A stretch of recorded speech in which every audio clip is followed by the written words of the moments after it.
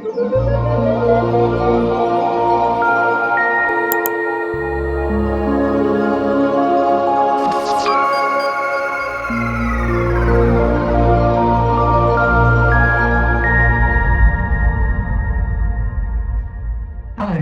and welcome to the online showcase for Recruitment and Retention Toolkit for Emergency Volunteer Leaders.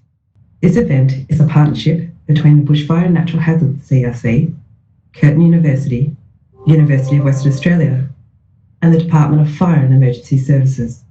My name is Loriana Bethune, and I'm the Utilisation and DELP Program Manager for the Bushfire and Natural Hazards CRC. My pleasure to be your MC today. I'd like to start with an acknowledgement of country. We'd like to acknowledge the traditional owners of country throughout Australia and acknowledge their continuing connection to land, waters and culture. We pay our respects to their elders past, present and emerging.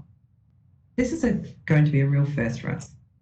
Originally a PD session at the postponed AFAC 20 conference in Adelaide, this session is about taking all that knowledge and research from our researchers and key end users and translating them into a volunteer toolkit that will hopefully help groups and organisations to recruit and retain volunteers. First off, we'll have Jen Pidgeon from the Department of Fire and Emergency Services in Western Australia setting the scene. And then we'll have Associate Professor Pat Dunlop from Curtin University, who will talk you through the toolkit. Third, we'll have Hawa Farid, also from Curtin University, who will explain one of those tools in detail. Then we'll have Kate White from the Department of Fire and Emergency Services, who will provide some context of how the department uses this toolkit. Then finally, we provided a generous amount of time to dedicate to discussion and answer any of the questions that you might have. The toolkit discussed today will be made available online after this session. We will provide the link once we're done. Now it's my pleasure to introduce to you Jen Pidgeon, Manager of Strategic Volunteer and Youth Programs, the Department of Fire and Emergency Services in Western Australia. Over to you, Jen. Sorry, my apologies, everyone. I've just had a little bit of a computer disaster. But anyway, we're back on track. My name's Jennifer Pidgeon. I'm the Manager of Strategic Volunteer and Youth Programs at DFES. Just acknowledge my colleague, Kate White, as well. What I want to do today is just sort of provide you with a little bit of background. I guess the first thing I'm going to do, I think it's probably the most important thing, is just to introduce you to one acronym. I've put it in the chat function as well. It's BGU, which is Brigade, Group and Unit, and that may slip out. Kate and I may accidentally just use that one every now and again. We'll try our hardest not to use acronyms, but just note that BGU stands for Brigade, Group and Unit. Now, we use that term because DFES is responsible for 5 services. So we have 3 fire-based services, including the Bushfire brigades, our volunteer fire and rescue service, our volunteer fire and emergency services. We also are responsible for marine rescue and our state emergency services. So they all sort of come under the banner or under the portfolio of the Department of Fire and Emergency Services, or DFES. We have 26,000 volunteers. We are one of the world's largest response areas. And I just want to give you guys an idea of what we're actually talking with. I'll try and make some eastern states analogies for you, but if Perth is Sydney, Broome is essentially Townsville. Kununurra is Carpentaria, so we're actually now heading across to the Queensland Northern Territory border. Eucla, which is in the far south, would sit somewhere between Mount Gambier and Adelaide. And then Albany is probably in that sort of Melbourne type of area. So we've got a massive land mass, and we've got 26,000 volunteers spread across 5 services sitting across that quite sparse and very, very diverse environment. For this reason, I think it's important just to note that we do treat each of our brigades, groups and units as pretty much individual organisations, right? So we've got 800 brigades, groups and units, or BGUs out there, and we do look at them as individuals. So anything that we do has to be, anything that we produce has to be generic enough to be able to handle those 800 brigades, groups and units. DFES is not responsible for recruitment and retention of our volunteers. All right, that rests with our brigades, groups, and units. My team, the Strategic Volunteer and Youth Programs team, do not do recruitment. We're a strategy team, so we provide the resources, the tools, the support, if you like, the expertise to assist our brigades, groups, and units to actually implement recruitment and deal with retention issues. Okay, so that's something that's important. I've just sort of said something about the team. So as I said, we're a strategy team. We're a small team, so we've only got 4-5 people in the team. We are guided, or we have an overriding strategy called the Volunteer Sustainability Strategy, which really guides the work that we're doing. That strategy was implemented in 2016. It is actually currently under review, but it does focus our work on recruitment and retention. The consultation, and that really came through the consultation that was done to develop that strategy. All right, that was where our volunteers and also our staff were really concerned about what was happening in the volunteer workforce, particularly changes that we were seeing in the environment. We also have data collection activities that we do, which has continued to essentially confirm the struggles and the challenges that our volunteers are facing in that recruitment and retention space, particularly as we're seeing those social and economic changes that are influencing how people volunteer, and also their perception and attitudes and understanding of the volunteer emergency services. So just quickly to run through that data that we do collect, we do an exit survey for our volunteers. We also survey all our volunteers at their first year and see how things are going. We are constantly consulting on product development, strategy work, just general business that we do. So we're in constant communication with both our volunteers and the staff that manage them. We do get a lot of staff feedback, and the other thing that we do is have a very close relationship with our volunteer associations. So those associations are providing us with constant feedback. As I said, it's been very apparent that our volunteers are struggling with basic management principles and also seeking assistance. This is nothing new that you wouldn't actually know. If you think we'll have the local plumber will suddenly find himself in charge of 25, 30 people. All right, he in his daily business would not actually have to deal with strategy, with recruitment and management strategy or management principles. And now we've put that person into a spot where they actually have to deal with managing 25, 30 people. So it's not surprising that this is an ongoing challenge. Our training has really focused on the technical aspects of being of leading a brigade, group, or unit. It hasn't really dealt with the soft environments. And so our volunteers, and particularly volunteer leaders, have really been crying out for support and assistance in that recruitment and that retention space. And as I've mentioned before, with conditions changing, the old methodologies that they've put in place to do recruitment to manage their volunteers are not working as well anymore. We also knew from our relationship, we know that volunteer management is extremely complex, all right? Volunteer recruitment is complex. It's not like turning up to work and being paid every day. The drivers for people to volunteer are different from people to actually work. So we're talking about a really complex environment. We talk about a complex management environment as well that we don't train people up to deal with, okay? So, we'd identified pretty early on that we needed to provide some sort of resource that could support our brigades, groups, and units. That product really needed to meet volunteer needs. It needed to find a way to present what is quite complex management theory to an audience with no background in the area.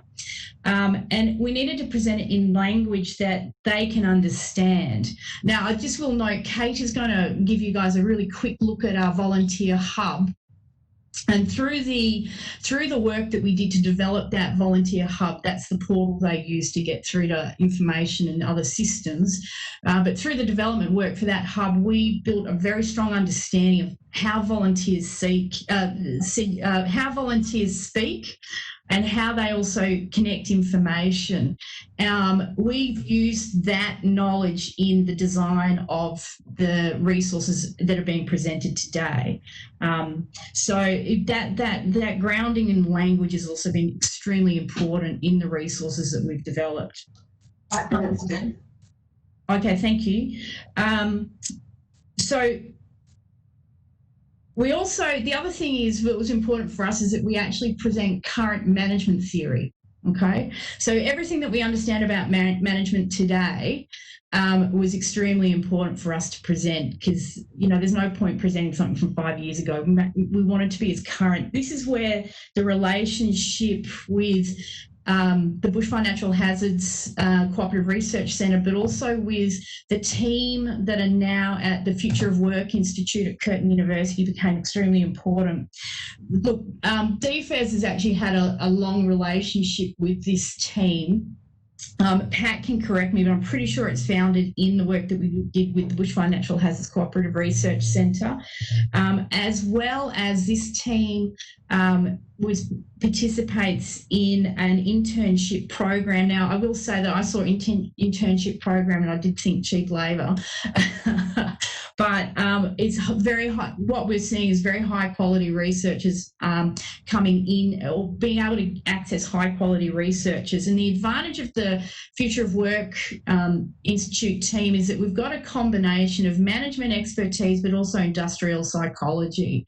And this team was working really closely at the coalface as well of volunteer research into volunteer management. Why do they come? Why do they stay? And then how do you actually look after volunteers while they're with you? So that was really how that relationship was built, was through our active engagement with the Bushfire Natural Hazards Cooperative Research Centre, and also through our engagement with internship programs that the universities are running. Okay.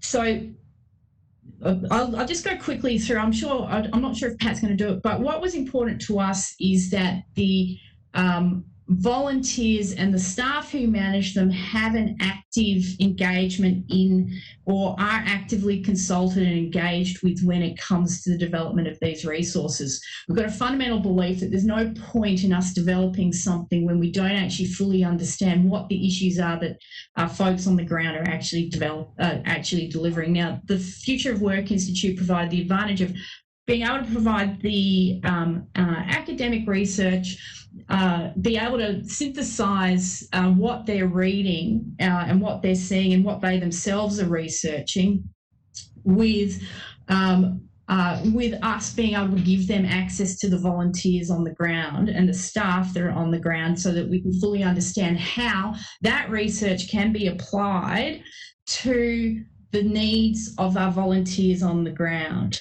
Okay, so hopefully that connection is really important. Now, we continue to do that with all our research. That engagement with volunteers in the design process, for actually drawing out what's needed from the research and how that can be applied, is perhaps one of those key points to think through. So volunteer engagement, I think Kate stuck up a resource that we've developed to help staff with engaging with volunteers as well. She'll talk more about that. So that's really one of the fundamental activities for us. So just to really close up, the benefits that we've got from the relationship with researchers, and also the actual application of current knowledge, is that we have a usable and very useful resource for our volunteers. It is also used by our staff. I will note that I walked into one of my colleagues' offices the other day and saw our conflict management tip sheet pinned up to his wall. I don't know what that means about what's going on with his team, but there it was. And we're also then able to create a bigger picture by building the relationship. We're able to build a bigger picture of what's happening in our volunteer workforce, and if you like, develop and build a resource set that that meets their needs, but the relationship with the university actually, I guess this long-term relationship with this particular research team means that we're able to create a holistic picture, and they have a very good grounding in what's happening with our volunteers, as well as the broader volunteering environment. So with that, I'm going to pass back to Loriana, and I think you're on to Pat. All right. Hi, everybody. Thanks for tuning in. It's great to see so many people attending the session. I've got a set of slides that I'll share shortly, but I thought it'd be nice to see you've all seen my face, so I put my camera on first. Because I have a double life as a university professor, the only trick I know is PowerPoint presentations. So I'm going to, unlike Jen, I'm going to have to defer to my bag of tricks. So let's see if I can manage the technology. So what I was hoping to do with my session was kind of give you a chance to see what's going on behind the curtain. So I know you're all itching to see the resources that Jen's been mentioning, and we will get to that soon. I just wanted to give you a bit of insight into how we operate at the Future Work Institute and the sort of general approach we take to developing these resources. Now, most importantly for me is it's not just me, I get to take credit for all the work today, but frankly, it wasn't just me. There was actually a large army of people who've been involved, including researchers who you see on the left-hand side of that slide there. So you can see there are 12 people there. Also with a great deal of support from both Jen and Kate and their team, and all the different services in Western Australia. A lot of this work has been funded directly by the Department of Fire and Emergency Services as well. So if you do find these resources useful, just bear in mind this has been effectively sponsored by DFES, and also the Bushfire and Natural Hazard CRC, who have also supported a fair bit of work we've been doing with the state emergency services. And of course, the other group I really like to acknowledge are the volunteers themselves, who have dedicated a lot of time to contribute their own insights into our research. And exactly how they've done that, I'll explain in a moment. Okay, before I do that, I just want to tell you a little bit about what we do. So my background is organisational psychology, and those 12 faces you just saw a moment ago are also trained in the area of organisational psychology. And if you haven't heard of an organisational psychologist before, essentially what we do is we dedicate our lives to understanding human behaviour and human motivation, et cetera, but in the work context. And volunteering is, of course, just another type of work. Our general view is that volunteers are still fundamentally trying to perform certain tasks. There are still management structures and reporting relationships. There can still be conflict, goal conflict, or conflict between people. And so we don't really see paid work or volunteer work as being an especially important distinction for understanding the role of human psychology. So if I could translate what we do in a sentence, I would say we like to understand what is it that makes people tick. And in the volunteering context, what is it that makes volunteers tick? So a lot of our work happens at the coalface. We want to understand the individual volunteer experience, all the way right from recruitment and attraction, all the way through to turnover. And so our mission really has been to find the answers to these 4 questions. The first one is a question about recruitment. So understanding what does it take to become an emergency services volunteer, and how do we get people that have those characteristics? We also want to understand what keeps emergency services volunteers coming back for more, which is a question about retention.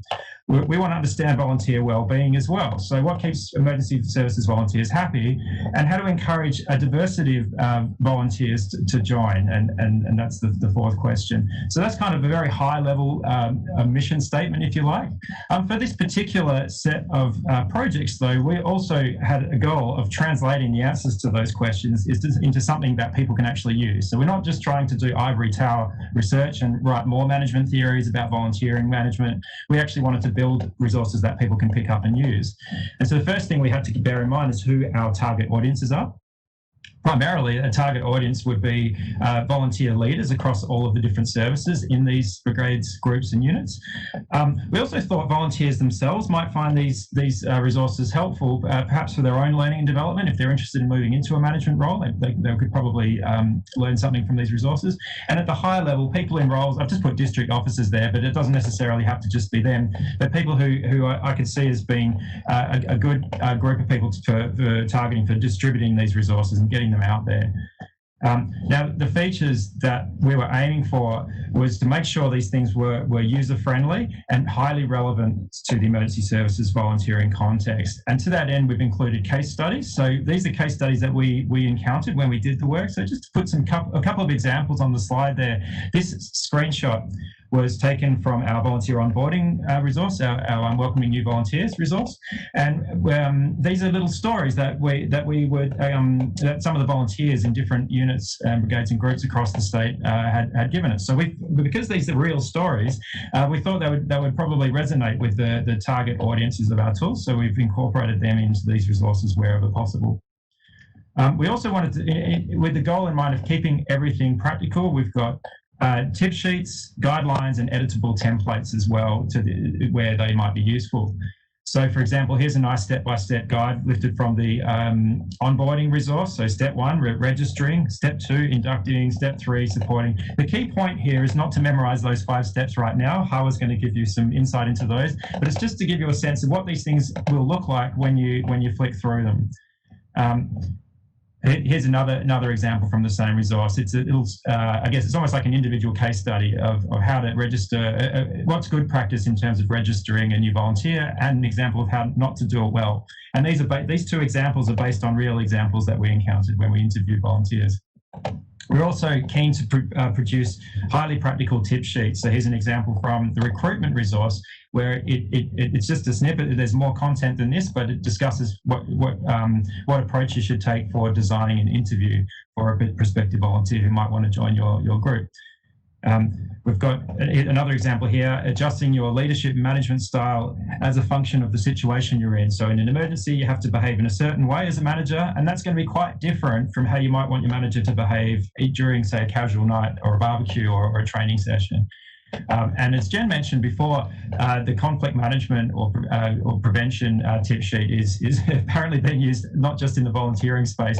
And here's a screenshot of that. So just to give you a sense of what these things look like. So, you know, there's a dot by dot, a couple of dot points there. Be aware of the common causes of conflict and address any that may be an issue at your VGU. Now we've got some practical guidelines as well. So this guideline on the left-hand side of the slide, you can sort of see how we've drawn a distinction between telling and directing people and what that looks like as a manager and a leader. What that looks and when you should use that approach versus participating in supportive, an alternative management style. Again, it's very concrete, very practical, and here's another guide from the Leading Volunteers resource around providing constructive feedback. So if you're looking at this content, you're thinking, gee, I want to get my hands on it. Don't worry about that. You'll get the entire resources, or you'll get links to these resources at the end. So don't worry too much if these slides, if you feel like I'm running too quickly through them. And this picture here was a wonderful picture that I think that, Kate might have been responsible for this model, which explains the volunteering selection and onboarding process. We've also got editable templates, so you can imagine there'll be circumstances where a volunteer group, a brigade group or unit leader might want some advice on, or, you know, I've got just onboarded a new volunteer. How do I welcome them? What kind of letter should I give to them? We've got templates for things like that, which can be customized depending on what the needs are of the different groups. Okay, now one thing I really wanted to emphasize is in designing these guides, we had this philosophy that was which is kind of like an overriding philosophy. We don't want these things to turn into another kind of directive, you must do this. We don't want the volunteer leaders out there to feel like these guides are now standard operating procedure and you must not deviate from them. These things are really intended to be supportive resources. Hopefully you will find them useful. If you don't find them useful, that's okay, you don't have to use them, but they're there if you would like the resources. So it's all about support and not just giving directions. That was really important to us in the development of these things.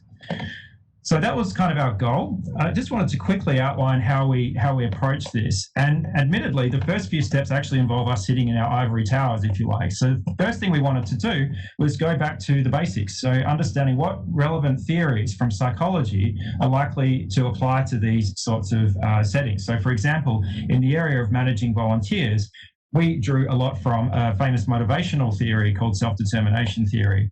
My background is actually in personnel recruitment and selection. So in the recruiting resource I was involved, which I was involved with as well, we used a lot of recruitment theory and marketing theory.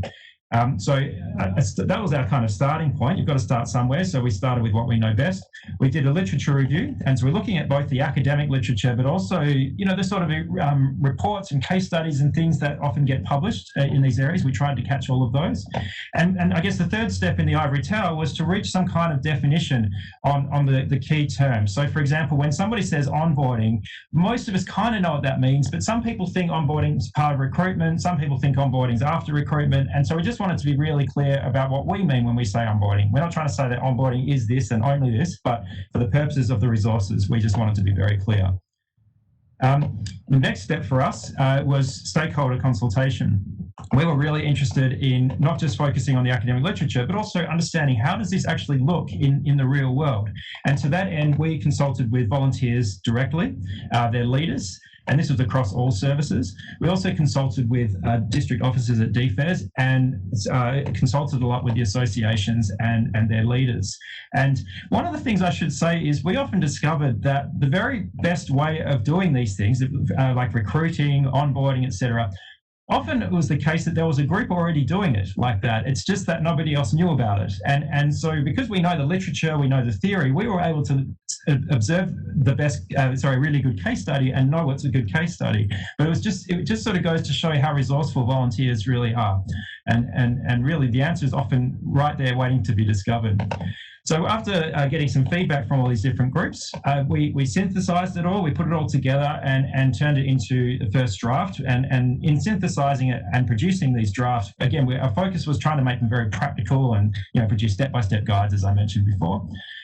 We take the guide back to those groups that I mentioned before for a bit of feedback, and then we incorporated their feedback and turn them into something that looks a lot swisher than the things we produce. We're good at making Word documents and PowerPoint slides, but we turn to graphic designers to make them look polished. And so what you see on the right-hand side of the slide there is the volunteer recruitment and retention roadmap from DFES that Kate actually put together. And Kate's going to talk to you a lot about that, and it describes the volunteer, the different stages of the volunteer journey. And so this roadmap sort of provides a nice guiding foundation for all of the different resources. So it's brilliant, if I may say. And then of course step 9 is distribution, communication and training. And I've put a picture of my own cover slide in this slide just because I regard this webinar as being part of that step.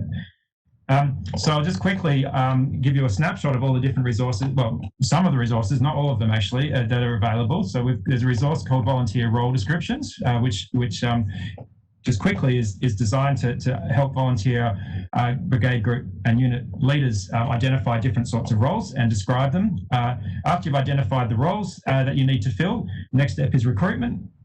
And so there's a resource designed to support that. Once you've recruited new volunteers, you of course have to welcome them or onboard them and provide them support, especially in their first 6 months to a year. And then once they're sort of fully onboarded, you need to sort of find how to keep them engaged, how to motivate them. And to that end, we've got a resource focused on managing volunteers in the emergency services. There's a couple more resources still in the works from our end. I know Jen and Kate have been working, their team have been busy working on other resources too, which Kate will tell you a bit more about, but we've got one looking at that narrows down on the recruitment process.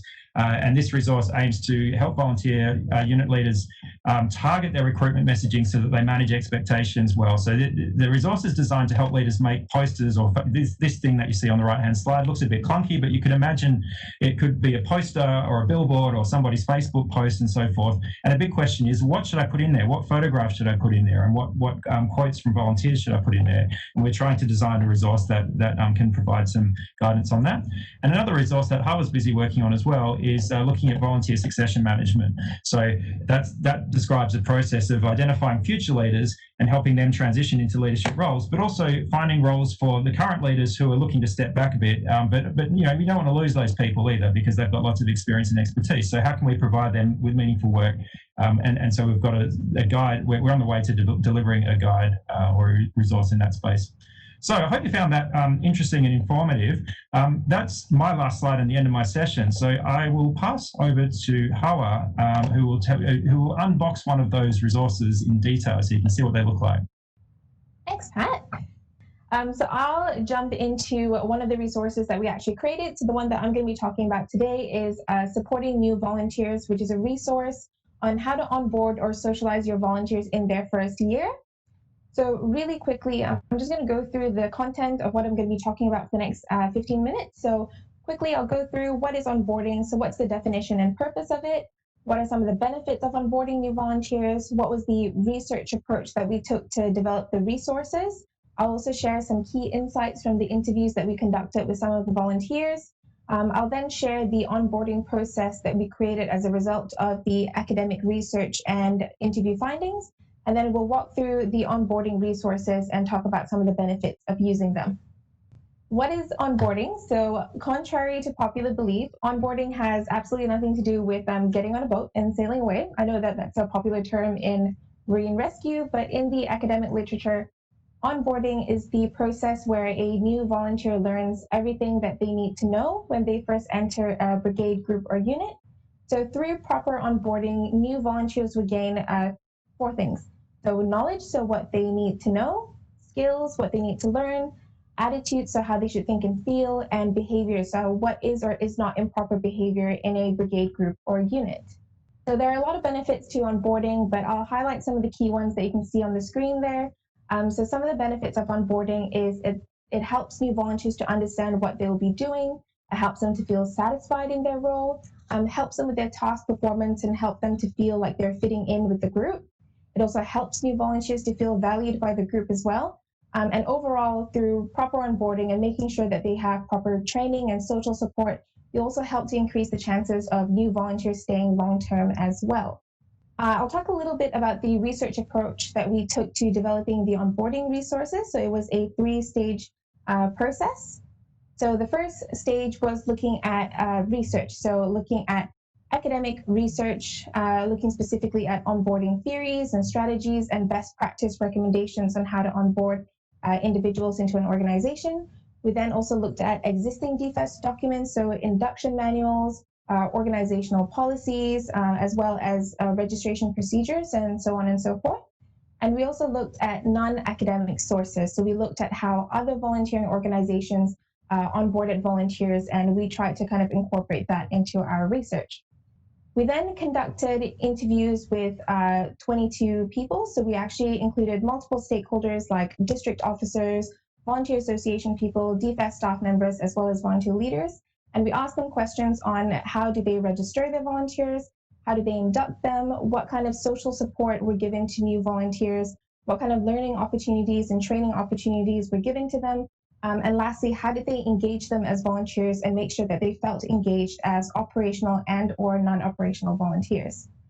We then combined the research and the interview findings to then develop the resources. So the resources and how we developed them is that we reviewed the research, we then revised the process that we took to actually, we created an onboarding process and revised it based on what BGUs were actually doing. We then created the resources, we sought feedback on it, and then we amended the resources based on the feedback. So I just wanted to share some of the key insights from the interviews that we got with volunteers and just kind of highlight what were some of the things that we were trying to address when we created the onboarding resources. So firstly, one of the key insights that came through was that there were no consistent practices in place for onboarding new volunteers. So you can see by the quote there, there is no consistent process. Some BGUs have info nights and some don't. So as Pat mentioned kind of earlier, what we actually found was that some brigades, groups, or units were doing social support or training really good, whereas another one would do registration and induction really well. And what we wanted to do was combine all of those really good recommendations and strategies that all of these different BGUs were doing and create a consistent practice that BGUs can actually take in and actually apply in their own group or unit. Another key insight that came through was that new volunteers reported a need for more information and clarity. So pretty self-explanatory. They wanted to make sure that they knew what they were going to upfront. So one of the key quotes that I pulled from the interviews was, It's important to manage expectations and provide volunteers with a clear definition of their role and what they will be doing. Another thing that came through was that there was a need for more social and training support. So like a quote that I pulled through was, some people leave due to lack of support. So usually one thing that was kind of highlighted is that a lot of volunteers, especially those in regional or remote communities, actually reported that they wanted, more training opportunities or learning opportunities. And then they also wanted more kind of social support. So we wanted to try and make sure that there were some consistent practices that we can actually give them as to what they can do. And lastly, there was also a need for acknowledgement of contribution and efforts. Yep, so one of the key quotes that I pulled through was, getting my name, badge, and uniform was a memorable time for me. It was a material thing, but it meant a lot to me. So this is one of the favorite quotes that I actually pulled through for my interviews, because one of the volunteers that I spoke to, when I actually spoke to him about this, he had been with the BGU for about 10 years at the time. And this was still one of the biggest highlights of his volunteering journey, was getting his name badge and uniform. And it seems like such a small thing, but it's one of those things where it's those little things that actually help them to feel very valued for their contribution and their efforts. And that's what I want to try and highlight, that it's these little things that you can do which seem like common sense, but putting all of those kind of strategies and recommendations together to try and make your volunteers feel supported, especially in their first 6 to 12 months. Through combining the research and the interview findings, we created an onboarding process, which is a 5-step process shown below. So the first step is registering volunteers, so making sure that they felt so registering them, making sure that they had done their police checks, making sure that they're formally registered with the organization and they have the volunteer identification number and all that form of paperwork. And then inducting them is where you provide them with all the information that they need to know up front. So that's kind of information like training information and probationary information and who's going to be their mentor and so on and so forth. The third step is supporting. So that's when you actually provide them with a support individual who can give them emotional and informative support. So that could be a mentor, a peer buddy, or even a volunteer coordinator. You then go into the step of training. So that's where you actually provide them with learning opportunities and training opportunities. And lastly, you want to engage them as well and make sure that they feel acknowledged and recognized for their contributions and efforts, and making sure that they feel engaged in their roles as well. So we actually recommended that the onboarding process takes anywhere between 4 to 12 months to complete. And that's because we're just trying to be mindful of the fact that in some services or in some roles, training can take a lot faster than others. And that's what we wanted to try and do, is try and be inclusive of that. And another step as well, or a mini step if you want to call it that, is that you also want to include a probationary period where the volunteer and the BGU are able to assess if the individual is the right fit for the brigade, group, or unit. And that's where you have the probation period that can take anywhere between 3 to 6 months. I'll touch base a little bit on the onboarding resources and then go through in detail in the next following slides. So one of the things that we created from the research and the interviews was we created a handbook that has how-to tips and evidence-based recommendations. In the handbook, you will also get an onboarding checklist where you can actually print out, and through each of the steps, you can actually tick what are some of the key strategies and recommendations you should be doing. There were also 2 induction templates that were included as part of the resource package as well. So that's induction templates where you include all the information that they need to know in either a booklet form or a presentation form. So you have a template that you can go in and enter in all the information that the volunteers need to know. And to accompany the induction templates, there are also some instructions for how to use the templates as well. So let's go through one of the onboarding steps. So the one that I'm going to be talking about is step 2, inducting your new volunteers. So this is a screenshot taken directly from the handbook, so you can have a look and see what it looks like. So firstly, there is a definition. So what is an induction and what's the purpose of it?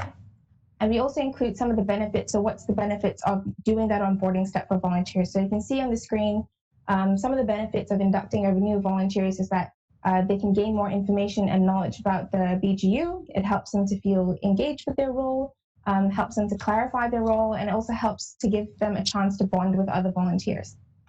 Another thing that we also included was we wanted to try and put in, really practical, easy to do how-to tips and recommendations. And often some of these tips and recommendations were actually taken from BGU leaders that we interviewed. So as you can see, how-to tips on how to induct your new volunteers. You can see like give new volunteers a formal induction, and it goes through how you can do that, like showing new volunteers around the BGU, introducing them to volunteers within the unit, showing them where the toilets, the uniforms are, and all that good stuff. And the other one is providing new volunteers with all the information they need to know using the templates included in the handbook, which I will touch base on in a second. But what kind of information would you put in an induction booklet or a presentation slide? And we actually include recommendations of information that you can include as well. And this was actually taken from one of the marine rescue groups that I actually interviewed. So this was actually Fremantle Marine Rescue. They actually had an induction booklet that they actually passed to all of their batches of new recruits. And it was really great because they actually emailed it to me and said that we can use this as a bit of an inspiration to include and as part of our resources. So we actually created the induction booklet and presentation template based on what was already being done in a volunteer group. So in the handbook as well, you get a lot of real world case studies. So as you can see, these are some examples of how BGUs have inducted new volunteers. So for example, Wanneroo Dunlop SES holds an information night where volunteers are shown realistic scenarios. These scenarios are intended to represent the types of tasks the volunteers will be doing when they become an active volunteer. So these are actually taken directly from the interviews, and this is actually what your brigade group or unit down the street is doing. And just kind of sharing some of the great examples and great case studies that we got through from the interviews. And one thing that we wanted to be mindful of when we were including these case studies is that we wanted to make sure there was a variation of brigade group or unit locations and services. So you can see Fremantle, VMR, and Wanneroo Dunlop SES are metropolitan BGUs, whereas the other one is more remote or in a regional location. And we also wanted to make sure that the different services are represented as well. So we've got Marine Rescue, SES, and VFRS. And we have the other services in some of the other case studies as well. But yeah, we just wanted to make sure that we were, being inclusive when we were writing out these case studies. So as part of the onboarding resource package as well, we also have some editable templates. So, so in the induction booklet, I actually took a screenshot of the table of contents. So you can see there's a whole list of the different information that you can include, like brigade group unit overview, expectations, code of conduct, probationary information, training information, and so on and so forth. So I wanted to show you a screenshot of what it actually looks like once you actually open up the induction template. So as you can see here on the screen, we've got volunteer support. So one thing that we included in the templates is we included bullet points. I just saw a question of, are we able to get the slides and template? Yes, you will be able to get that. Just hold on. Yep. So essentially, the great thing about this is that it includes bullet points of the kind of information that you can include. So as you can see, what social support system does the BGU have in place? Do you have a mentoring system, a buddy system, a volunteer coordinator system? And another great thing as well is that it also highlights not only what do you do in your BGU, but what does the emergency services organization offer as well. So in some cases, the EAP program may be relevant to the volunteers and their families, and it's good to highlight that so they actually know what kind of resources and social support services are available to them. And likewise with some of the other topics like expectations, social media policy, which is super important for young people nowadays, and funding as well, and how they can get reimbursements and that kind of thing. So basically, the idea behind this is that a volunteer leader will take this template back to their BGU, and then they'll take, see the bullet points, try and edit them, and put in the information that is relevant for new volunteers to know. And the great thing about it is that it may seem like a lot of work going in, but once you actually put in all the information, all you have to do after that is just update it annually, just to make sure that the information is relevant and up to date. But essentially, by doing an induction booklet or a presentation template, you're giving all the information that volunteers need up front, and it reduces a lot of the newcomer anxiety, and also, it helps to clarify any questions or concerns they might have about the role, as well as the organization. But yeah, so we have this in a induction booklet form, but also a presentation form as well if you have, a large group of volunteers that you're onboarding at once. And, sometimes with an induction booklet, with an induction presentation, you can do that at once, and then you can give them an induction booklet. to take home, and then they can go back, read it, and then if they have any questions, they can always discuss with their volunteer leader or mentor if they have any questions. But yeah, so included in the handbook as well, and this is actually one of my favorite things that I got to create, was the onboarding checklist. So this onboarding checklist was actually created based on volunteer feedback, and actually from memory, I think this was also a suggestion from a volunteer leader was to actually include a checklist.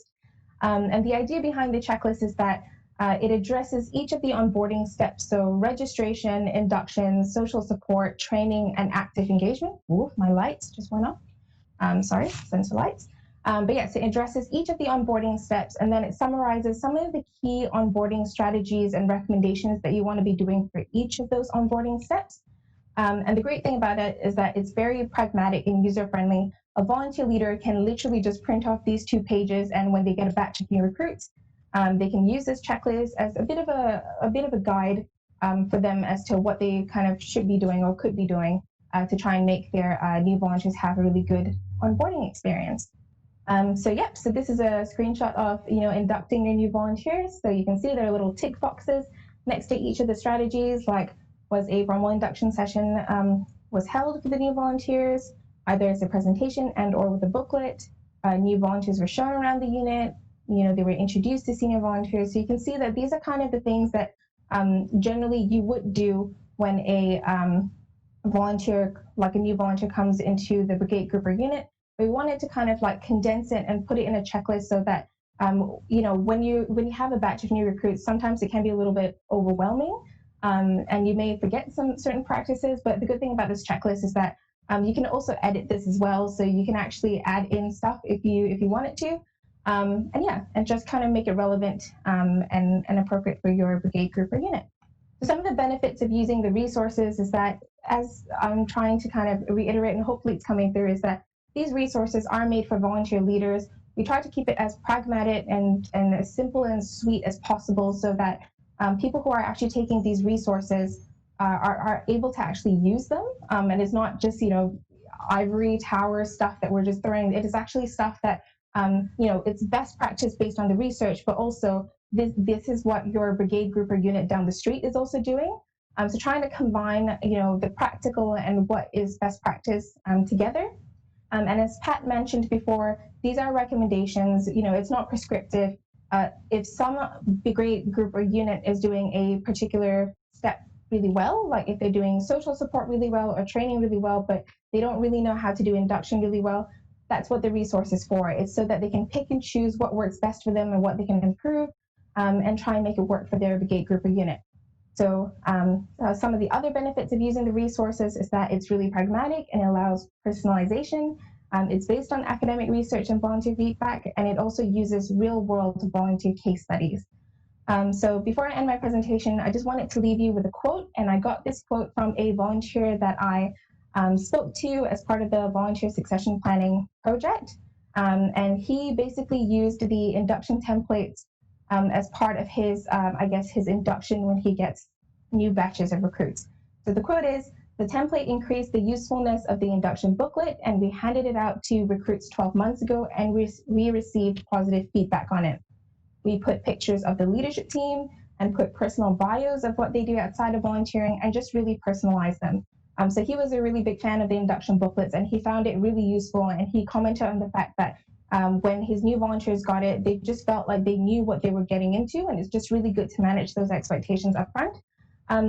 So hopefully that leaves you with an idea that we are creating these resources specifically for volunteers, and volunteers on our end has found it really useful. So hopefully volunteers on your end will find it useful as well. But yeah, thank you. So I will now pass you on to Kate, who's going to talk about defense and the implementation of these resources, and how volunteers have received them.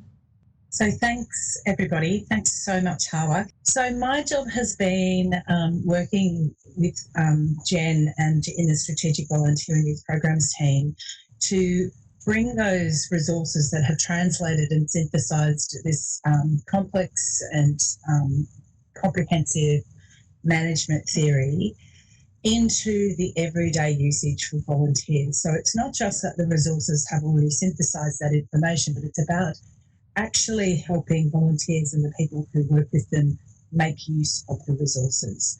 And the way I'm going to take us through this process and how I've gone about doing it, I'm just going to sort of show the iterative process about how we went around about distribution and how we created a wraparound system that sort of this little universe of ways of accessing the information. And like Hawa was just referring to, there's really a vast amount of information, and many of the volunteer teams are doing lots of great work already. So what we try and focus on is helping them understand where they might be able to make small improvements in the right direction so that it's not sort of overwhelming. And that's something I just want to sort of say right at the beginning, because there is a lot of information that we share with volunteers. There's a lot of theory. There's a lot of really good practice. And what we aim to do is just guide them in the direction of best practice. And with these resources, with this amazing set of resources that Pat's team and Hawa have created, we have a sort of a framework that we never really need to deviate from. And even people within the organisation who work with volunteers constantly just can use these resources as the framework to guide and assist volunteers in best practice recruitment and retention. So I'm just going to start first of all, I'm just going to show you what a package of the resources looks like. So at the moment, in real time, sorry, we have to see the right place. My camera's going, but it's like a little plastic envelope with booklets in it. So that, once the 4 different booklets were developed and associated with a few tip sheets, that was put together as a hard copy resource that was distributed throughout the whole of the state, which Jen so rightfully sort of gave us such a good idea of how big and vast it is. Now, for me, when I think about that, I think, oh, that's fantastic. Like, it's reaching people. We were handing it out. I worked out recently that as a package, the hard copy costs us $22. So I'm thinking, oh, that's great. That's such a great investment. But then as people who work with and manage volunteers, there's so much about how do we get them to open it and read this information? How do we get them to assimilate it? How do we get them to apply this really thought through, interesting information? So something I'm just going to share my screen with you now. Pat's already shared our roadmap with you. The roadmap was really created. Now, can you see the roadmap, everyone? So the roadmap was created as a shorthand, as a really sort of simple, contextualized way to understand the volunteer journey. So, and sort of give people access to the resources. So actually what the roadmap does is it contextualizes the resources. So by themselves, they're really great and interesting, but people, by creating this little model, we're saying, look, here is the process of volunteer recruitment. We kept the language simple. We kept it to recruitment because what we've observed within DFES is that whenever anyone talks about any element of the volunteer life cycle, often actually they just use the word recruitment. So we just stayed with that. And what I think is great about this roadmap is that it's sort of adaptive. So any resources that are created that sort of support any element of the volunteer life cycle, which we've identified here as role, recruit, onboard and motivate. I mean, many of you would have other models of the volunteer life cycle, but any of the resources we develop can be slotted into these processes here. So just being able to use this, like I find I just put this picture up and I talk to it. I talk about the different behaviours that people can adopt to implement the ideas. And I think that's what Hawa was showing us that's so useful about the resources that have been developed, is that they refer a lot to behaviours. So it's not just about the best practice. It's about understanding what behaviour you can do as a volunteer to implement that best practice. And that's something I think that when we're working with volunteers, it is quite a skill to just remember what we need to do is be able to actually help them understand what behaviour they can adopt that puts that practice in place for them to benefit from it. So the roadmap itself was very important, and we went through a process. It was iterative. We started out with a circle. I remember going through a district office development program. So that's one of our internal staff who work with and manage volunteers, and we had a sort of a rough circle written up of the volunteer life cycle, and then eventually we came to this sort of lovely little infinity loop. And another element of this, and part of the teaching with volunteers, is sort of helping them learn that the processes they're involved in around recruitment and retention are very integrated, they're very related to each other, and they're dependent on each other. And there's no sort of magic moment where all your recruitment problems are solved. It's just an ongoing process of behaviour, ongoing process and ongoing sort of behaviours that support really good recruitment and retention. And all of these elements work together to develop good practices.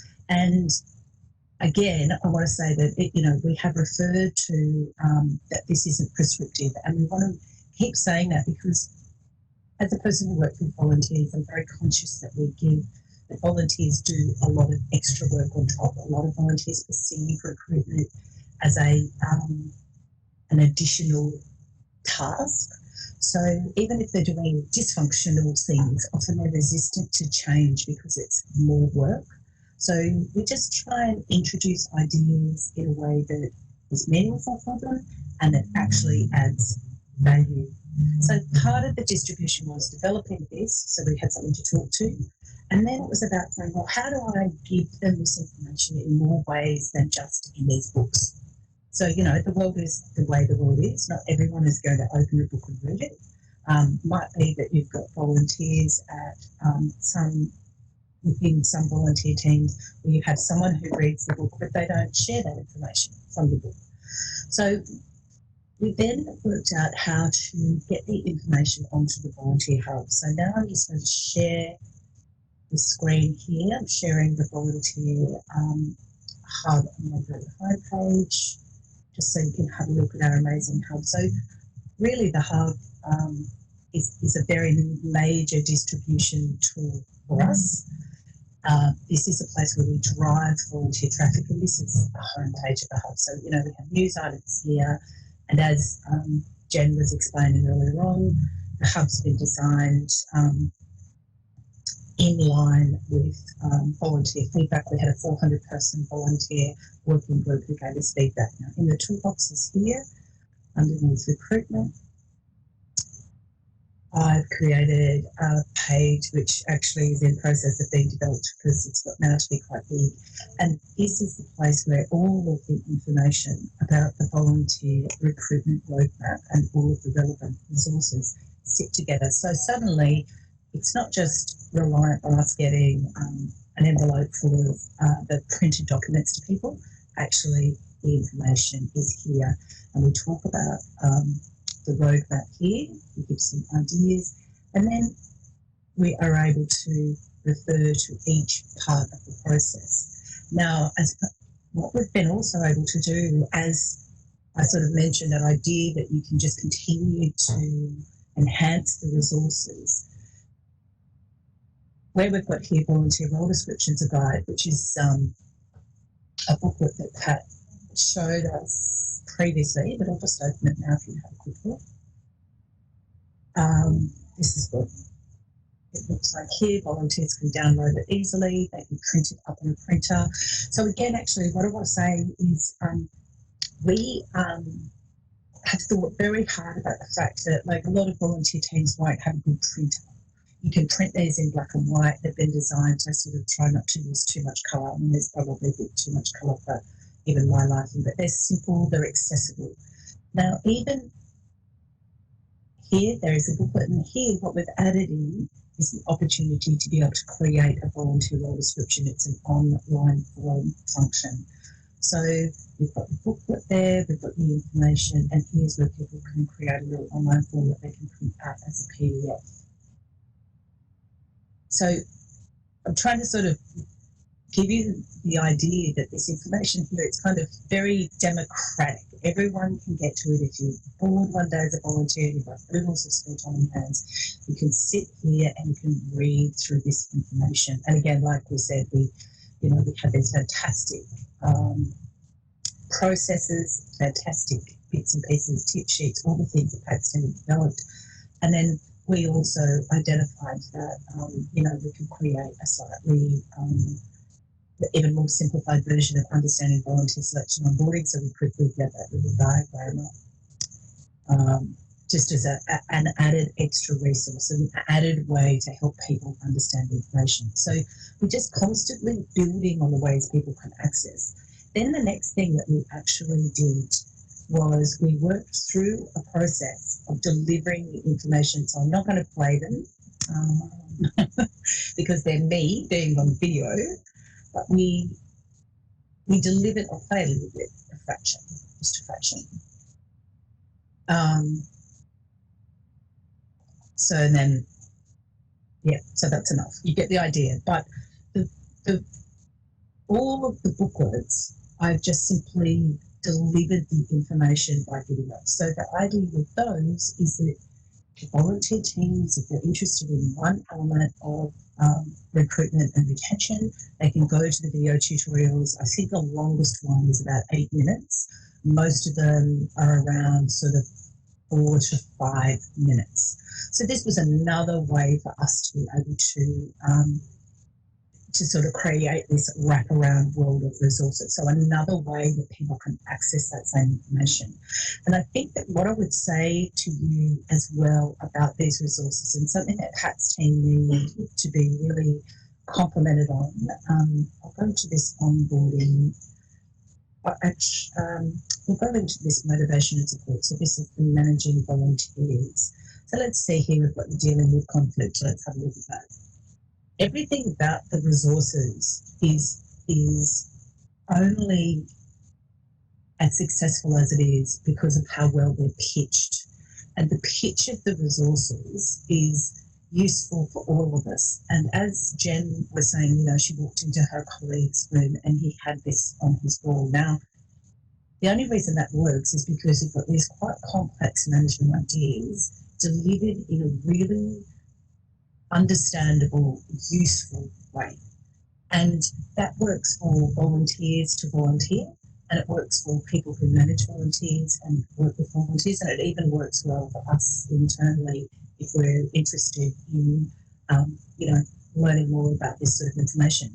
So what I also identified is that when, say, if a volunteer rings me up with an issue, or if a person who's managing volunteers rings me up with an issue, we don't really ever need to sort of rethink anything. Like, the resources are really complete in and of themselves. And I think that process that's been undertaken with research and theoretical application and then synthesizing that information in a way that's very usable has ensured that we have this really complete product, and that just building on the complete product is really the answer. So back here, we've got this, all of these resources relating back up here to our recruitment roadmap. We can continue to add in. And then here, what we've done as well, which feeds in again to what we learned, is these promotional items. So we created some business cards, some flyers, some postcards and some banners. And a lot of that feeds back to what the resources tell us around being transparent, around expectations, giving people the information they need to make informed decisions about starting their volunteering. Another resource that we've developed in the same period of time that also supports these good practices and these processes is this website. So now that's the DFA's corporate website. If I want to learn more about volunteering, I'm going to jump over here, and it takes us to this volunteering site that provides a prospective volunteer or member of the public a lot of information about emergency services volunteering in Western Australia, what you might need to think about if you're going to get started. Now, all the approach that's taken on this website around the information that's shared really grows out from the research that was undertaken there, where we talk a lot about helping people select for themselves how they're going to, interact and engage with the emergency services. So it's our desire that, the right people for the jobs are the ones who are actually going to be going in and applying for the roles which our volunteer teams can advertise on this website here. So you can see here we partnered with Volunteer in UWA to create this website. But what I want to sort of express to you is that the good practices that are promoted in all of the resources can just simply be sort of enhanced and reinforced constantly through our actions. We simply don't need to go, we're missing something, or we need to think about that differently. The resources are very complete. Now, one of the other processes, so once we had all of these things in place, which is really, quite fantastic, we've still got to figure out, how are we getting people to make use of these resources? How are we helping people who are out in the field support volunteers to implement some changes and best practice, or identify if there's gaps in the systems? So the next thing that we did, and I'm going to stop sharing this page and move over to another screen. So what you're seeing now is an appointment for a Teams meeting for an online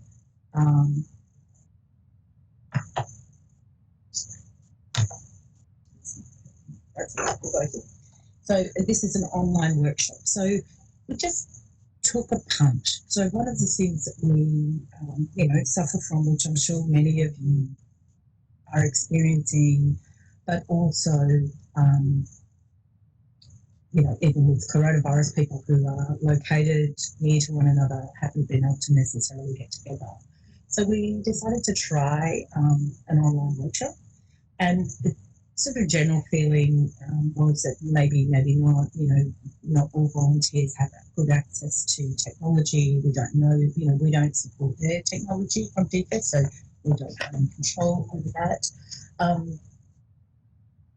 But what we ended up doing, we created workshops based on the workbooks. So we just simply use the workbook from the beginning to the end of what's involved, and we didn't need to rethink anything. We created a few little extra bits of resources. We kept it really lo-fi, like no online whiteboards or anything like that, because we couldn't guarantee volunteers tech. So you can see here that I've got like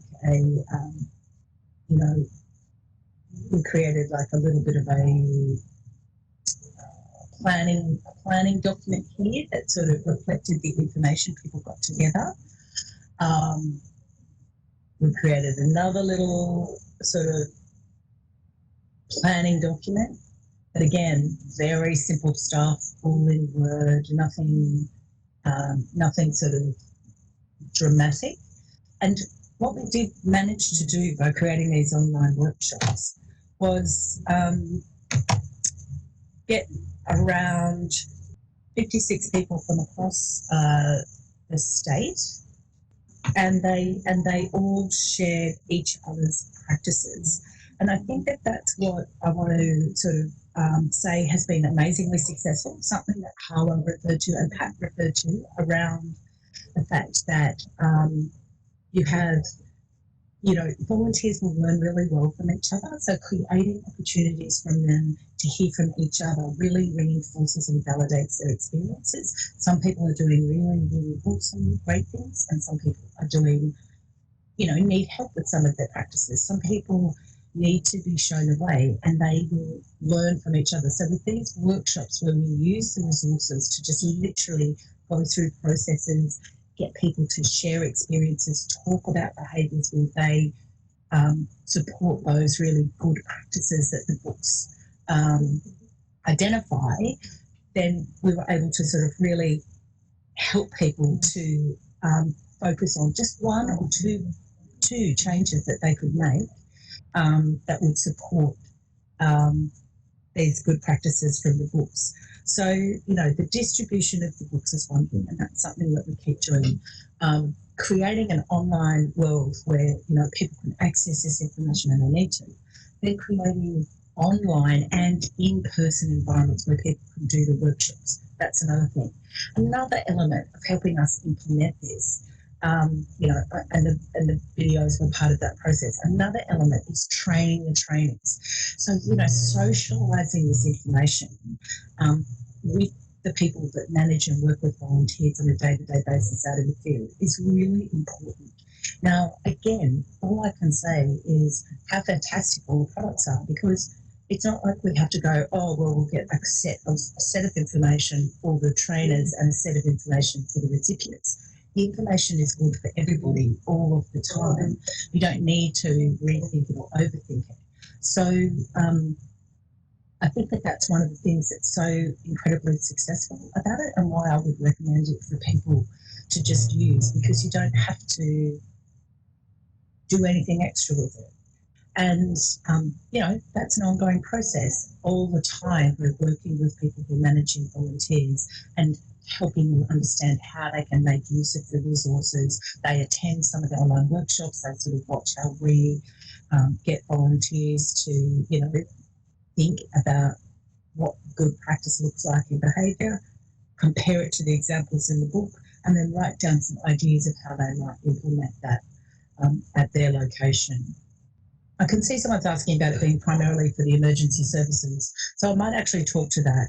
I think that and what I'm sort of trying to say here is that even though these resources are faced to the emergency services, and that's where the research came from, my own research and my own experience in other volunteer organisations and working with the volunteer leadership group at Volunteering WA and the experiences volunteers had is that these processes and the behaviours that support the good practice that are so well sort of mapped out are really universal in volunteer world. And certainly, if you wanted to use the resources straight off, they probably wouldn't feel very applicable to people who are not in the emergency services, but the actual practices and the processes are universally applicable in my mind. So I recognise that they are obviously facing the emergency services because that's who we are, but I think that the problems we experience as organisations that involve volunteers and the challenges around recruitment, retention, supporting volunteer teams to sort of develop inclusive cultures that welcome people and really support good retention over time and support all that effort around recruitment that people make, I think are very similar across the board. So I guess at the moment, what we're in the process of doing, we're in the trainer mode. We're trying to include as many people who work with volunteers in understanding how they can, help volunteers by using these resources, not overloading volunteers with information, not expecting them to take on all the information all in one go. So it's sort of very much an ongoing process. I think the challenge we have is keeping it interesting and keeping the resources sort of live and relevant for volunteers so that we can keep driving traffic to it, keep them using them, keep them realising that they've got that access. So I'm wondering if anyone I can take some questions now or talk about more things if people has anything particularly they want to ask me. So Jen's saying to me I can hand back to the monitor, which is Loriana. So thanks very much, and I'm always available for a chat if anyone would like. Yeah, thanks so much, Kate. That's fantastic presentation, and thank you to all of our other presenters today. It's been great. I think really what's really struck me in this is how well you as a team have worked together to really get some of that ivory tower research that Pat was talking about and Hawa, and getting that translated into real practical solutions for volunteers in emergency services on the ground. And that's particularly impressive doing that now with a whole bunch of online tools in 2020 when a big step change for us all, and we all need to be more online. And so it's pretty amazing you had that vision. So well done to the whole team. I'm going to move into the question and answer session. Let me just share my screen. So we're going to try and answer as many questions as we can. And if there are any unanswered questions, we'll get to that after the showcase. So I'll just ask, I've got a couple of questions just in my mind after seeing those presentations. The first question really is probably for Kate and for Jen. What's the take-up been of the resources in Western Australia? And I'm just wondering how many of the brigades, groups and unit leaders have really expressed their interest in the training. Do you want to answer, Jen? Sure. Look, so we've got volunteer brigades, groups and units who are picking this up, as you know, and we've got others that are not. And what we tend to find is the ones who are not are probably the ones who should. But the work that Kate's been doing, particularly with the online, now that we're delivering it online and we've really built the online environment, has really increased the amount of take-up. I think the one space where we think we need to do more work is really with our staff, our district officers, area officers, district managers and community emergency management support officers, and there's a raft of acronyms sitting in that, who work directly with our brigades, groups and units. So the work Kate has done has really driven the work into the volunteer environment, but those staff members that have immediate oversight of the brigades, groups and units are extremely important, and we're just, that for us is perhaps one of the big sticking points, and getting them fully across that. It's interesting in the emergency services, there's a very strong focus on response capability and training capability. And I'm sure Kate can talk a lot more about this. I think it's an ongoing debate that we have, and where we're having, and I think all the research is actually telling us this is there's a stronger need to start to focus on these management capabilities and the people management elements, and that's really our primary concern. And I think the real next phase of the work that we have to do is building that into the work that the staff are using. Kate, I don't know if you had anything. You're on mute. I might just add that, once we are able to sort of share the usefulness and simplicity of the tools with those people who manage and work with volunteers, actually it's a great selling point. So we have got some. We've got some a particular role that sits in the regions called a volunteer management support officer. So they are getting better, and we support them to continue to get better at sort of distributing and supporting people using the resources. But as Jen said, district officers and area officers, they don't sort of always, reach for it straight away. But those who we have been able to work with are find the resources super useful, and they start to understand that actually it supports them in their roles as well. So I think that's right. It's about training the trainers, and just, devolving the responsibility for the distribution away from us in terms of not just distribution but implementation. But I think that bit by bit we are getting there, and I think just the sort of practicality and sort of ease of use of the resources really supports us in that process.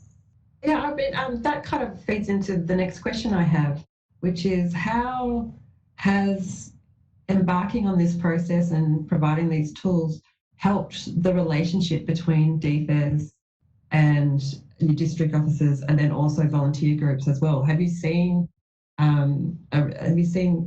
that that's had a positive impact on those relationships?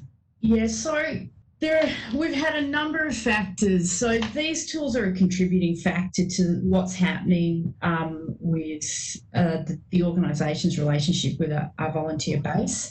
I think we need to acknowledge that our district officers, those staff members that are actually in the regions and on the ground, actually do have a good relationship with their brigades, groups and units. It's a very individual thing how they go about doing that. What this is more about is the support that they can provide to their volunteers, but particularly the volunteer leaders, as providing those staff with an additional tool. So you take the managing volunteers and the managing volunteers and emergency services resource. It actually allows that district officer to walk in, sit down with a leader who might be struggling, and as opposed to focusing on the leader, they can actually go through the resource and talk about, okay, these are areas where maybe we can look at improving and things like that. So, DFES has been on a very big journey to build its volunteering culture and focus on volunteers. And I'd say this is just an addition. These resources are an additional articulation of that, and have been a support to that work that DFES is doing. Yes, I've got a question from Sally. She's asking you, Kate, are the resources and the volunteer hub designed to be mobile friendly as well? The volunteer hub and the resources, the way that the volunteer hub works is totally mobile friendly, and the way that you can access PDFs from the volunteer hub is all designed for ease of access, because we have so many people in all sorts of locations all around the place, and we have terrible internet in some locations in regional Western Australia. That we've even reached a stage now where we're sort of developing some sort of really nice and sophisticated offline access of people's saved pages from the hub and things like that. So we track the use of the hub, and we track the use of the pages, and we know that people are accessing the information. And it's a long process, but we recognise that we are actually adding value to people's volunteer experience through being able to support them with this information. And that, I think that's the key for me, working with volunteers. I don't want to burden them with unnecessary information. I don't want to burden them with unnecessary things. I want them to understand that they can make a change in their practice that will actually make their volunteering life more functional and easier. So, they are totally mobile friendly. We have a question from Adrian Birch, who asks, has the usage of the resources been stronger in urban or rural areas? So I think our urban, that's actually quite difficult to say. One of the things I'll just note, for instance, is that with the recruitment resources forming the foundation of our recruitment strategy for this year, which is being rolled out only in our regions, not in the metropolitan area. And the reason for that is that our regional areas are struggling and tend to struggle more with this type of thing than our metropolitan areas do. Okay, so Kate last year spent a lot of time in the southwest of Western Australia. I'm lucky I've got the northwest, so it's always a bit warmer. We do go out and spend a bit of time actually working with brigades, groups and units in the regions, whereas in Perth Metropolitan we find that they tend to have a lot more, because they've got a lot more direct access with head office. Also, the type of people that are in those brigades, groups and units can have a little bit more management capability and background. And the other element to that is recruitment in the metropolitan area is a lot easier, and which is one reason why we're doing the recruitment work in the regions and not the metropolitan area this year. We made the decision last year to do a statewide recruitment strategy, and it's a really good example as to why it's so difficult to do. It would be so difficult to do a national recruitment campaign for the emergency services, because what's happening in the north is very different to what's happening in the south, and we've got east, west and all that sort of stuff. And so really working directly with our brigades, groups and units in the regions becomes very important. Part of the process with resources is really identifying gaps. So a lot of people have quite a lot, like a lot of groups have quite a lot of good practices, and you don't really want to interfere with that. It's all working nicely, but maybe there's a gap. And I think what we've identified in, like Jen just mentioned, recruitment in Metro Perth is not an issue, right? They've all got waiting lists. There's people coming out the door. What actually they need more assistance with, and where the resources, even though they don't think they need assistance straight away because they don't have a recruitment problem, but actually with working with some of those teams, we have actually been able to identify that they can actually recruit in a more targeted way. They can use the resources to inform their recruitment practices so that they become more refined, even more nuanced, more highly skilled. You know, they're already good at it. They can actually become really good at it. Then that impacts their retention down the line. So, you know, we've got some, as I said, fantastic groups in Metro that have got big, long waiting lists. They've got some very structured onboarding and recruitment processes, but they have high turnover. They have high attrition in the first few months. So we have been able to use the resources once they realise that there's opportunity there for them. Loriana, can I also I'm just going to jump in and take a question, because I think poor old Evelyn had posed a question about the national standards for volunteer involvement. Yes. Yeah, and look, to be honest with you, all the work that Kate and I've been doing and DFES has been doing is grounded in the national standards. I mean, we do turn our eyes to them. We keep hearing of this, I think a certification program, and we're busily waiting for that to come through. So, I mean, you can see things like the role description component of this, providing the supports that people have to be able to do their jobs. All of this work is grounded in the national standards. Whereas what I will say about the specific resources, though, is that it was extremely important for us to work with our volunteers to make sure it was meeting their needs as opposed to a national body.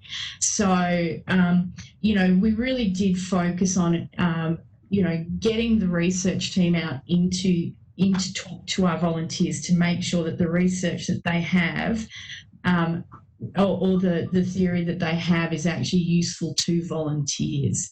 That brings up questions about, and there's been some questions, I guess, about management theory in the last 5 years. And, the question there is, and Pat can perhaps answer that, is, how fast does this stuff move? I did my business degree way back in the early 1990s, not wanting to date myself in any way whatsoever. And, you can see the evolution of management theory since then. And some of the stuff that is still active now is perhaps older than 5 years, but it's just that our understanding of it has actually evolved. The big question for us, and the big question in the volunteering space, is about volunteer management, because one of the challenges that we find is that there is just no research that focuses specifically on volunteer management. So, I think.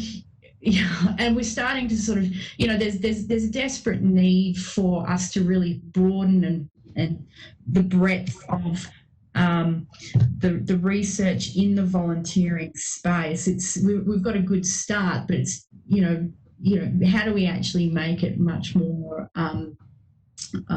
more reflective of the entire volunteer experience is a big challenge. So anyway, I'll pass that back to Pat. I don't know if he wants to talk about what was the question? I can't remember. There was a question about what's been any new stuff that's come through in the last 5 years. Interested to know, or maybe Pat that looked at current management theory, suggesting anything over 5 years old was probably too old. So what is coming out of the current management theories? I mean, I was in a lean management class yesterday where we were talking about Henry Ford. So, I don't know. Anyway.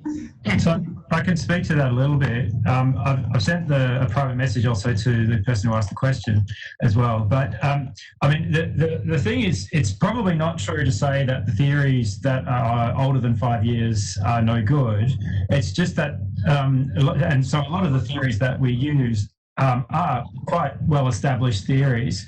It's just that we now know what theories that have been popularised but are actually pretty garbage when it comes to understanding how to motivate people. So, so in a way, one of the things that we offer is we don't use those old theories that are very popular but actually are not particularly good. So you won't see us talking about Maslow's hierarchy of needs, for example. It's just not or the motivator hygiene model and the theory X model. These are things that a lot of research has since shown don't really work. But the other thing but the model we use, for example, self-determination theory, that's got a fairly long history, but it's probably only in the last 10, 15 years you've started to see work in organisational settings with that theory, as opposed to, say, education and health behaviour change. But the other thing that's going on with these theories is because they seem to be working, if you like, in certain areas, a lot of researchers are quite interested in figuring out what are the techniques you should use? How do we drill down and find a needs-supported management style in a particular situation? And so a lot of researchers coming out with new sort of interventions that we didn't know about beforehand, and that informed our thinking a great deal. A little kind of sidestep from there is, what are you using to measure these tools? And probably it's Jen and Kate, but also Pat and Hawa, did you find any suggestions as to how they could I think measure? you're a little ahead of us. So look, like any organisation, the measurement element of this is one of our challenges, finding the time to do it. The new hub is really important for us because our old volunteer portal just didn't allow us to understand downloads and who was downloading and where it's being downloaded to. But the new hub is allowing us to do that. And I should say that our first set of reports will be coming through, I think in December on that. So, we haven't actually got an evaluation structure in place. We are working with Rick Cummings at Murdoch University to help us structure an evaluation model for all the work that we're doing, including this component.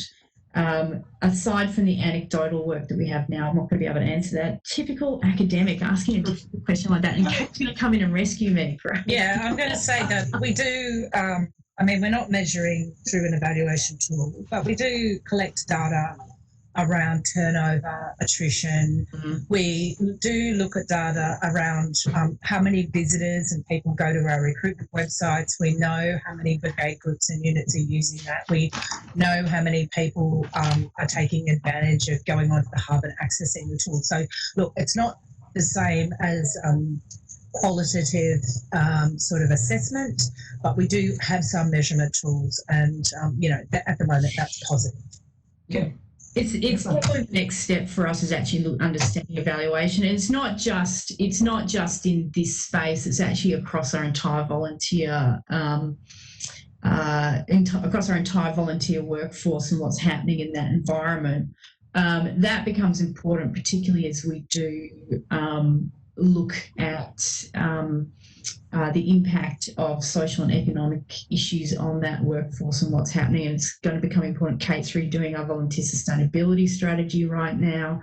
And so understanding where that's going to go, evaluation becomes important, as does, and this is a specific element and component of it. So another little tool we're just implementing around collecting a little bit of information without sort of annoying volunteers too much in terms of constantly surveying them, is when they jump onto the volunteer hub, we've got little sort of it's a hot jar function, but it's a way of sort of asking, is the experience good, that kind of thing. And they can also provide feedback through that. So, it's part, we're somewhere along the way. It's not really evaluation, but we're somewhere along the way. We've just got a little question here about from Michelle Ryan. She's just wondering how do you reach or how do you work with those groups, brigades, units that don't have internet access or connection? Yeah, so I mean, so there's two elements to that. This is where those district officers, area officers, and those staff that are on the ground become extraordinarily important. There is a network of folks called volunteer management support officers through every region that we have. So they've been fully trained up on this work, but those district officers, area officers become fundamental to actually reaching those volunteers that don't have great internet, and hence the focus on that in the next stages. But I would note that, you know, this team really works hard to be out in our regions. As I mentioned, Kate did a big circle through the southwest last year, and she can talk about that. You know, different people are have different levels of maturity in this space, and that allows us to understand what's happening and pick up some needs, but also start to deliver support around the resources targeted at the level of the volunteers or the brigades, groups and units. I will mention I'm going up to the Kimberley at the end of this month for a week. So, you know, I'll be spending most of that time driving. Aside from driving, I'll spend most of that time actually with brigades, groups and units on predominantly the recruitment and onboarding resources, but we will make the managing resources available to them as well.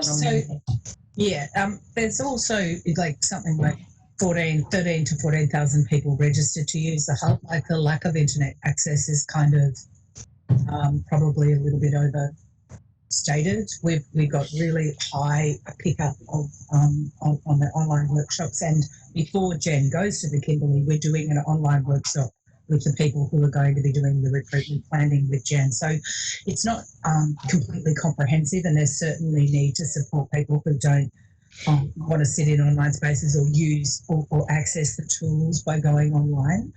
But because it's mobile friendly, and we know that most of the people who are accessing the hub are accessing it through their mobiles as well, we are sort of trying to cover off all of those cases. So it's very much a comprehensive approach. It is worth noting the size of this state. I mean, Western Australia is immense, right? It is just immense, and actually achieving coverage. I mean, if you look at the Halls Creek Volunteer Fire and Emergency Services, they have a response area that's about 600 square kilometres. So if I go down and visit, and if I go visit the Halls Creek volunteers, I've got to fly to Broome, fly to Kununurra and drive 4 hours into Halls Creek. And we do that, and I have done that. I did that twice last year. But it is a challenge. So again, those district officers, area officers are a real focus for us, and getting them up to speed becomes important. That's interesting. Now just a couple of questions for Pat and Hawa. How long did it take you to develop each of these resources, and how did you go about engaging the volunteers to in the consultation and in the interviews? Yeah, sure. So I think the creation of the resources, I think, kind of varies depending on how often you're kind of working on it full time. So the onboarding resource, just for context, I was actually doing that when I was a placement student, when I was completing my master's. So I was working on it maybe, I would say 2.5 days per week. And at that rate, I managed to complete the resources in about 8 months. I know some of the resources take less time to actually complete, and that just depends on how often the person was kind of working on it. And in terms of like engaging the volunteers in consultation and being able to speak with them, just like from memory, the way that we actually contacted the volunteers was actually through Jen, who actually gave a lot of the volunteers that we could kind of speak to, and then district officers. And then once we spoke to the district officers, it became a bit of a snowball thing where they then recommended volunteers for us to speak to. So I spoke to people from pretty much, like, I would say most of the regions across WA. And yeah, just kind of consulted them and engaged with them through that means. Does that kind of answer your question? Yeah, it does. I'm just thinking then with the volunteers that you're working with, did you find almost that that process of working with the volunteers also it helped volunteers as well? Yeah.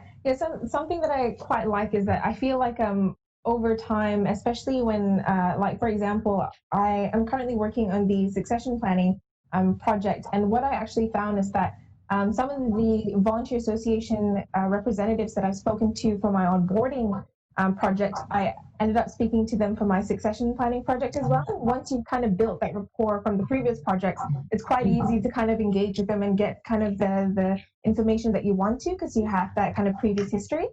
Yeah. And because you've had those relationships before, it's quite easy to get more volunteers. So with the succession planning one, I actually had an issue where, I was reaching the point of saturation of my interviews where I wasn't getting any new information, but I kept getting volunteer recommendations left and right. And I had to be like, I'm actually at that point now where I don't need new volunteers to speak to. But yeah, I mean, the great thing about it is that all the volunteers, especially the ones that are in remote and regional communities that I spoke to, there's such a need for these resources.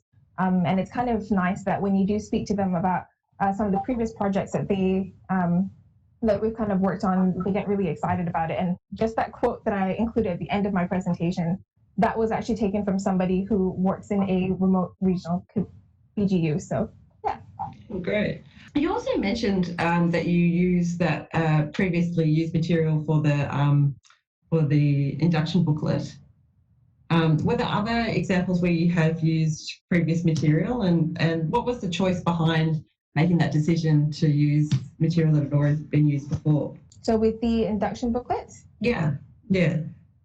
So I think why we ended up kind of choosing the induction booklet was I think when I spoke to the Marine Rescue group that actually had that induction booklet, and I thought it was such a great resource.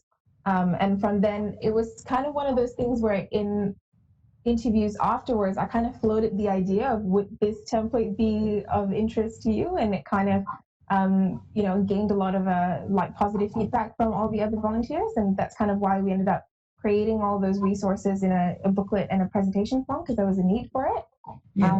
Yeah. So does that kind of answer your question?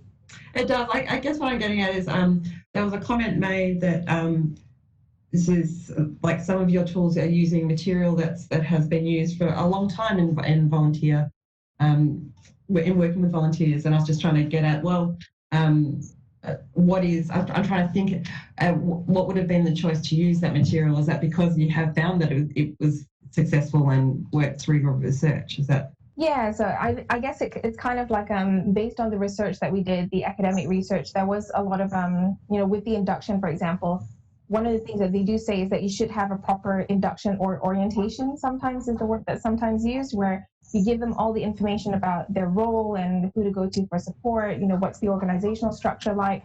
And then it was just really great to see that when I actually went to speak to volunteers, they were actually doing that in some groups and units. And then that kind of became, oh, great, well, people are actually doing it and it's been successful. Therefore, I think, other groups should also do it as well. Loriana, can I just jump in here? One of the key things that these guys have done, we're not talking about anything revolutionary. What it is, it's an articulation of the research that works for volunteers. And that's what's been so successful, and that's why it's worked well, is because our volunteers, so we may have had, it may have been delivered in other formats, in other ways, but the key thing for us is, it's been targeted specifically for our volunteers, and I do actually think it has relevance beyond the emergency services, but also it's been structured in such a way that volunteers are able to take it in and use it and apply it, all right? And that's a really key component of this. I remember that recruitment resource. I think I won't call it a slugfest, but there was a lot of very intense discussions over wording, right? Just over language, and also, with the work that Hawa is doing right now. I think Hawa, we just threw out basically the first approach. Did we throw it out totally? We did some really significant work on the first approach, because it wasn't necessary, while the content was right, it wasn't necessarily going to translate well into the volunteer environment. So, Pat's acknowledged that the work that's been, some of the theoretical work that's based on has been around for a while, but the question is always, how do we make it work? And it's with any research that we do, how do we make it actually work and be practical for our volunteers? Okay. And we haven't been so great at it. And there's a lot of really good work that's out there. We're really pleased with this because we've actually made stuff practical and useful and directed at the needs of volunteers. And as I said, I do think it's probably got application beyond the emergency services. It just happens to be structured for our volunteers. So I do totally agree with Jen that they're totally nothing, especially, these processes are considered really good practice when you're onboarding people into volunteer groups. What the resources have been able to do, they're totally grounded in research and understanding about the group. So because they're grounded in that research, for us, we can say, we came out and spoke to you and these are the things that we learned about you and how you like to do things, and so this is what we understand is going to help you in your processes. What the resources do, which is the challenge, any organisation that's trying to help volunteers and support volunteers, is to translate the practical tool into a behaviour the volunteer teams can undertake. So, you don't want to sit there and talk to them about self-determination theory. What you need to be able to talk to them about is, why did you start volunteering? Why do you think people at your location started volunteering? Why do you keep volunteering? And then getting them to start to think about what continues to support them in those processes. So none of that is different to any experience that any other volunteer team is going to undertake anywhere in any organisation. When it comes to those resources like Hawa, and the reason I wanted to just chip in with, using that sort of template, right? That template is such a practical tool. But what we've observed is it's, some volunteer teams, they've got someone great on staff who can sit down and use the template and adapt it for their own use. But not everyone has that. Not everyone has the time. And what we've been able to do by sort of co-opting all of the people on the ground whose job it is to work with and manage the volunteers, we now have some regions who are using that template, and they're kind of creating, they're even making it a more filled-in template, so that then when it comes to each individual location, they only need to sort of face it at that organisation, but they're creating a standardised resource for their region. So the resources, the practicality of them, and the sort of the applicability of them for all stratas within the organisation have been really key, really useful, the synthesis of the information. So I hope that's a big thing of it. Right. Well, we've got a tiny bit of time, so I'll give you 30 seconds for Kate and Jen. What's next? What's next? Well, that's a good. So the biggest thing that we've got going on right now is this renewal of our volunteer sustainability strategy. All right. So I actually hate to say what's next. So until we finish all our engagement and consultation around that space, that's really going to drive our next agenda and where we go. As we mentioned, Hawa is working on what might not be the final resource in this series. You don't know, something might come up. Getting that resource out is going to be key, and also getting this strategy. The strategy will be delivered, I think, Kate, we said May next year. And that's going to be really the next component, the next major issue, major thing that's going to come through and tell us what's next. There is work that's continuing, as I noted. We're working on our recruitment strategy right now that's being rolled out across the state with our media and corporate communications team. But I'm just going to keep going back to that strategy. I need it. I need it tomorrow, Kate. Yeah, that's really terrifying. But I think that what I think about is that we're in an evolutionary process. So all of these resources and this sort of tools that we've kind of created in this environment for volunteers to access is sort of this place where we say, this is how we can support you to create great teams, support you to have good, healthy culture, at this end of the managing volunteer spectrum. And then the stuff that we're thinking about, sort of these bigger meta issues around what's happening in the society, what's happening, one of these big challenges that volunteer teams experience that are sort of beyond their control because they can't just sort of do better onboarding practice because there's actually not enough people in their community to recruit in the first place, or they can't just be better at creating a nice culture because actually there's not enough young people around. Those are the other challenges that I think we're now sort of really starting to face our attention to, which is what Jen's talking about with the strategy, which is really about us sort of saying, well, how are we going to address those challenges going forward with this lovely foundation in place? And it's awesome sort of understanding about how volunteer teams can function well. How do we address those other big challenges? So that's where we are, I reckon. And it's really complicated. So does someone want to help me? Well, that takes us to Pat and Hawa. What's next for the research team? Pat, I think you should answer this one. Sure. Well, as I mentioned, we've got those 2 resources currently in the pipeline. And another area that we're really interested in studying is the kind of first 6 to 12 months experience. So the very first part of the volunteer journey. Because we want to understand what happens early on in a volunteer journey that might trigger early turnover versus retention. So that's an area that a number of researchers here at the Institute are very keen to understand. My background's in recruitment selection, so I'm always interested in understanding the recruitment process and sort of what sort of signals you can send out to volunteers and what effect that has on the nature of the people who choose to apply to join. And I think what sits alongside that is the area of diversity and inclusiveness. So what we're seeing is demographic changes across the country, and one of those changes is that not everyone is from Australia. And given to the extent that that's happening, but it doesn't look, for example, like the BGUs, if they don't represent their communities, this may lead to struggles with recruitment. And so what can we do about that? That's an area I'm especially interested in learning more about. And those are just some ideas. We've got many more, but there's no time to don't let an academic talk about his own kids. You won't be able to get there. Oh, well, it sounds exciting nonetheless. It's been a wonderful session. Thank you to everyone, all your participants, to the researchers, to Curtin University and UWA and DFES as well. The contribution's been amazing, and it's just been a really great session. And I can tell it's been a good session because we haven't actually lost that many participants. So good going, guys. On your screen is a link and a QR code to access the full toolkit.